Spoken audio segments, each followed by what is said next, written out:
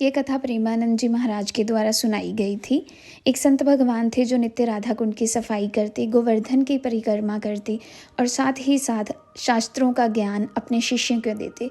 उनका राधा नाम में बहुत विश्वास था, वे राधा नाम जपते रहते थे। एक दिन क्या हुआ कि उनका अपने कर्म चुकाने का समय आया और उनका प्रारब्ध उनके सामने आया। वे चौंक गए। वो आके बोला, महाराज जी 1 साल का कष्ट है, आपको ये भोगना पड़ेगा। वो बोले, नहीं, मेरी सेवा छूटेगी, मेरे पास इतना समय नहीं, मुझे राधा कुंड की सफाई करनी होती है, फिर उसके बाद गोवर्धन की परिक्रमा भी करनी होती है, संतों की सेवा भी है, मैं ये इतना समय नहीं दे सकता।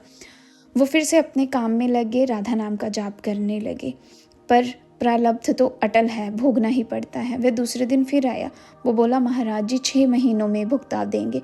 वो बोले, नहीं, इतना भी समय नहीं, सेवा में नहीं छोड़ सकता। प्रारब्ध लौट गया और फिर आया, फिर हाथ जोड़कर बोला, महाराज जी तो आप ही बताएं कब भुगतेंगे आप ये। तो वो बोले, मेरे पास सिर्फ 1 दिन का समय है, बोलो मंजूर। वो बोला, मंजूर। तो वो बोले कि आप आ जाना फिर। तो प्रारब्ध ने बोला कि आपने कोई औषधि नहीं लेनी, किसी को नहीं बुलाना, किसी की मदद नहीं लेनी। उन्होंने ऐसा ही किया। संत भगवान ने दरवाज़ा बंद करवा लिया और कोई अंदर नहीं आया।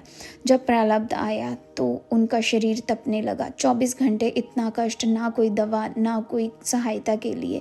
24 घंटे बाद उन्होंने अपने शरीर को जब देखा तो वो स्वस्थ हो गया और वो फिर से भक्ति करने लगे। तो ये है संतों की महिमा। संत अपनी मौज में कुछ भी कर सकते हैं। तो प्रेमानंद जी महाराज की ऐसी कहानियाँ सुनने के लिए चैनल को फॉलो करें।